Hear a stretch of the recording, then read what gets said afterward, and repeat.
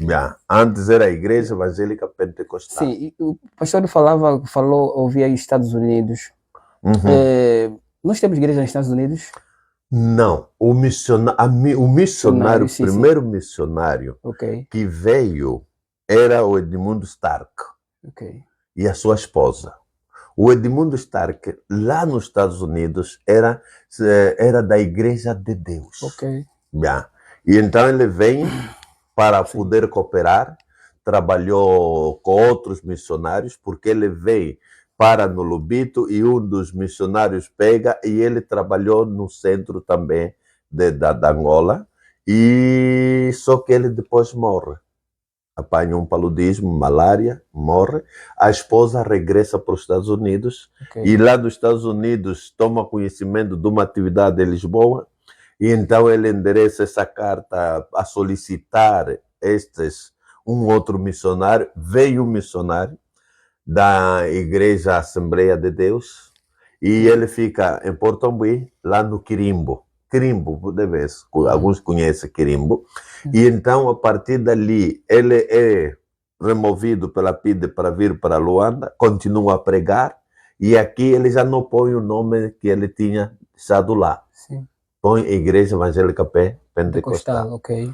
Quando fecham, eles mudam, não retornam esse nome da Igreja Evangélica Pentecostal, nem tampouco, quer dizer, ligar com as denominações anteriores.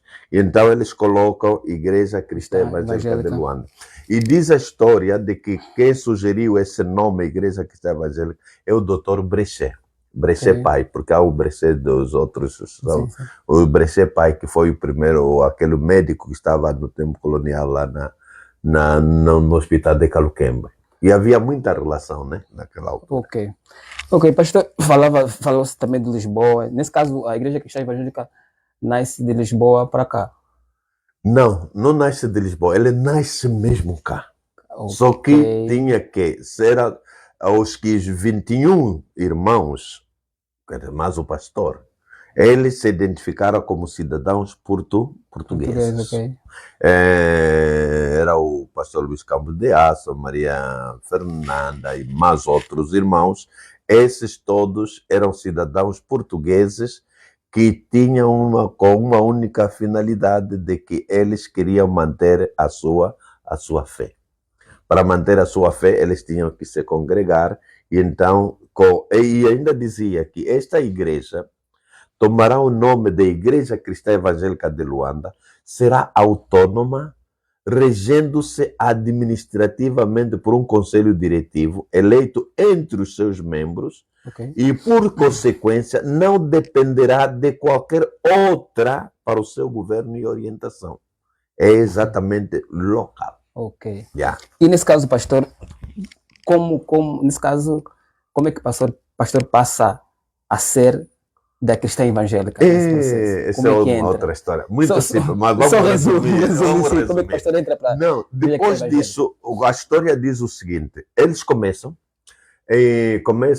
eles vêm, e só para dizer o seguinte, nós estamos aqui na sede, a Igreja Cristã Evangélica até agora, a sua sede é aqui na Igreja das Ingombotas. Jesus salva. E Jesus salva. E a casa que está ao lado, mesmo assim que nós estamos ao lado, é onde que vivia o pastor.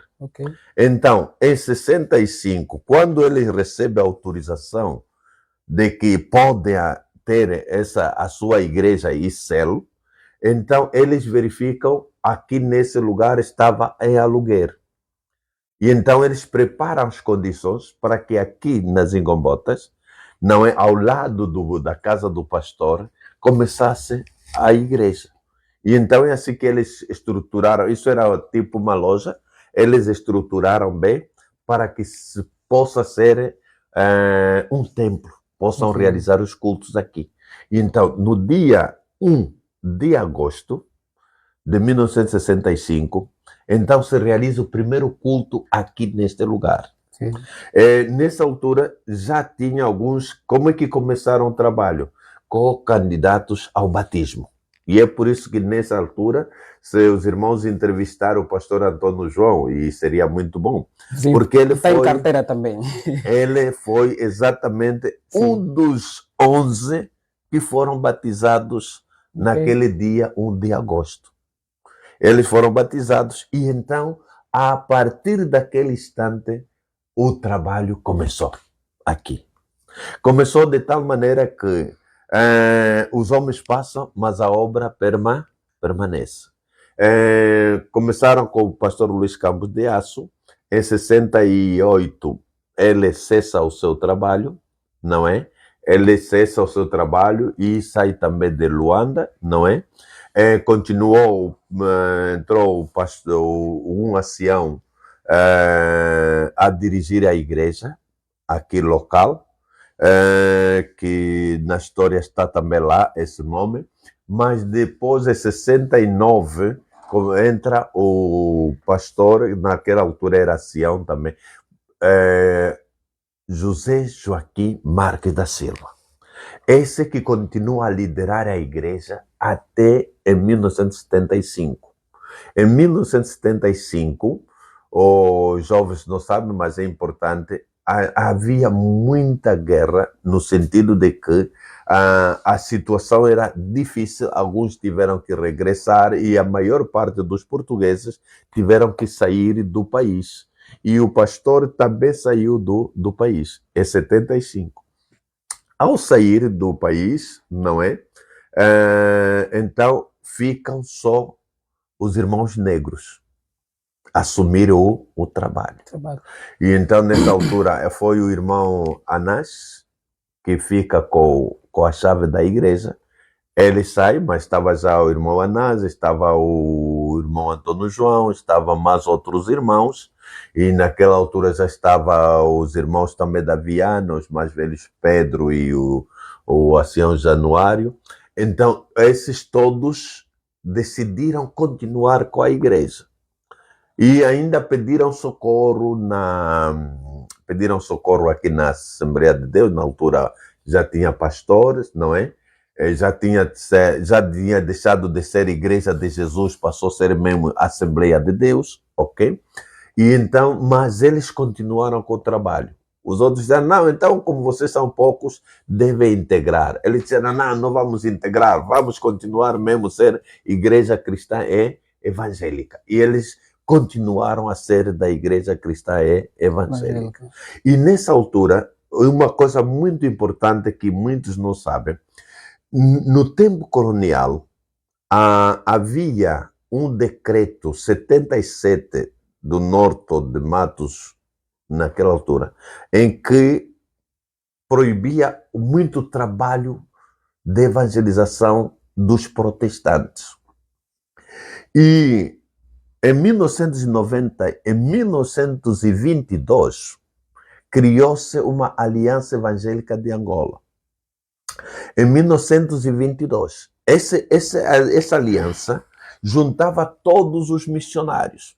É por isso que, se vocês perguntam aos mais velhos, eles diziam que até 75, até 74 mais ou menos, não havia diferença entre as igrejas protestantes. Nós só conhecíamos igrejas protestantes, sem sabermos a sua origem. Mas, depois, com o 25 de abril, é quando começamos a conhecer que, afinal, essa era de origem X, essa era de origem X, essa era de origem Y, mas os missionários todos se conheciam, trabalhavam todos em comum, havia muita boa relação. Há um livro que vai ser publicado para aqueles que agora já estão a nos acompanhar. Esse livro se chama Os 50 anos da Aliança Evangélica de Angola. Okay. Ele conta um bocadinho essa história. Em 74, depois daquele encontro do Pacto de Lausanne I, que fala da evangelização dos povos não alcançados, os angolanos que estiveram neste Pacto de Lausanne e conhecendo e perspectivando o desenvolvimento da Angola e dos movimentos e as suas origens, Então, em 74, formam a Aliança Evangélica de Angola. Na altura era a Associação dos Evangélicos de Angola. E a Igreja ICEL fez parte da fundação dessa associação. Para quê? Para que em conjunto pudesse, não é? Em conjunto pudesse unir as igrejas para poder manter-se diante do desafio que vai acontecer, porque já se sabia que os movimentos eram comunistas e os comunistas haveriam de combater a igreja. E então a igreja precisava de se unir. E naquela altura, a nível mundial, já existia, não é? O Conselho de Igrejas, não é? O Conselho Mundial de Igrejas, e havia a Aliança Evangélica Mundial. Então, a Aliança Evangélica Mundial antecipou-se a organizar as igrejas fundamentalistas, ok? Para que eles criassem uma associação. Então, criou-se esta associação. E a Igreja Cristã Evangélica faz parte desta associação.